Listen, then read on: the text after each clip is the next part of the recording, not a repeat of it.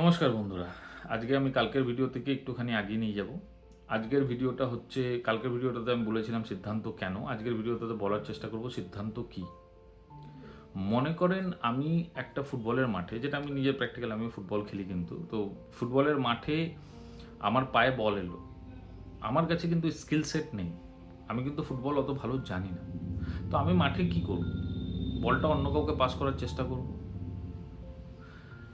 So আমার সিদ্ধান্তটা এখানে কি হয়ে গেল, বল এলো, আমি সিদ্ধান্ত নিলাম বলটা আমি এগিয়ে দেবো, আমি কিন্তু দৌড়াচ্ছি না। তো এটা হচ্ছে সিদ্ধান্ত। আমি কেন সিদ্ধান্তটা নিলাম কি বল এগিয়ে দেবো, কেন কি আমার কাছে সেই স্কিল সেটটা নেই, সেটা আমার কমফর্টের বাইরে, আমি যেখানে কমফর্টেবল সেটার বাইরে। মানুষও কিন্তু নিজের জীবনে এইভাবেই ডিসিশন নেয়। ডিসিশনটা, যে সিদ্ধান্তটা নেয়, সেটার পিছনে তার আপব্রিঙ্গিং আর অনেক জিনিস, আপব্রিঙ্গিং আছে, ইকোসিস্টেম আছে, জ্ঞান আছে, নলেজ আছে, কীরকম লোকের সাথে আপনি উঠা বসা করেন, এগুলোতে কিন্তু ম্যাটার করে। আপনি যদি আজকে একজন সিইওর সাথে বা জ্ঞানী লোকের সাথে বসতে আরম্ভ করবেন, আপনার কিন্তু অ্যাটিটিউড গ্র্যাজুয়ালি সেরকম হতে থাকবে, আপনি কিন্তু সেইভাবে সাকসেসের দিকে এগোবেন। সেখানেই আপনি যদি অন্য কোনো লোকের সাথে উঠা বসা করেন, আপনার থট প্রসেস, আপনার চিন্তা ভাবনা কিন্তু সেরকম হয়ে যাবে। ওই আলুর এক্সাম্পলটা আমরা ছোটবেলায় শুনতাম না, একটা পচা আলু যদি রাখি তো বাকি আলু পচে যায়।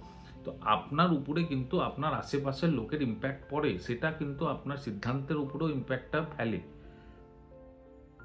তাই জন্য আপনি কীরকম লোকের সাথে উঠা বসা করছেন, কিভাবে থাকছেন, সেটা কিন্তু খুব ইম্পর্টেন্ট আপনার লাইফে।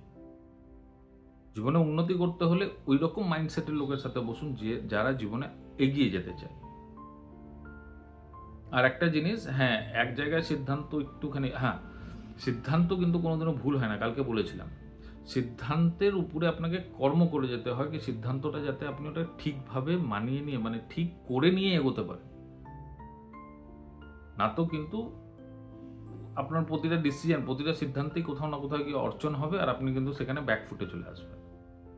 ওখানে গিয়ে আপনি ভ্যাবাচেকা খেয়ে যাবেন, কনফিউজ হবেন যে আমি কি করি। আপনার প্ল্যান আর যে এক্সিকিউশন, দুটোর মধ্যে কিন্তু তফাৎ হয়ে যাবে। প্ল্যান এক্সিকিউশন আমি কোনো অন্য ভিডিওতে বোঝানোর চেষ্টা করব।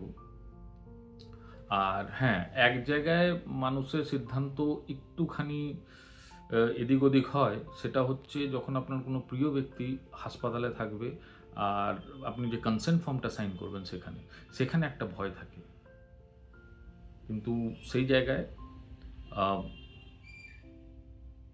কিছু করার থাকে না কারো কাছে।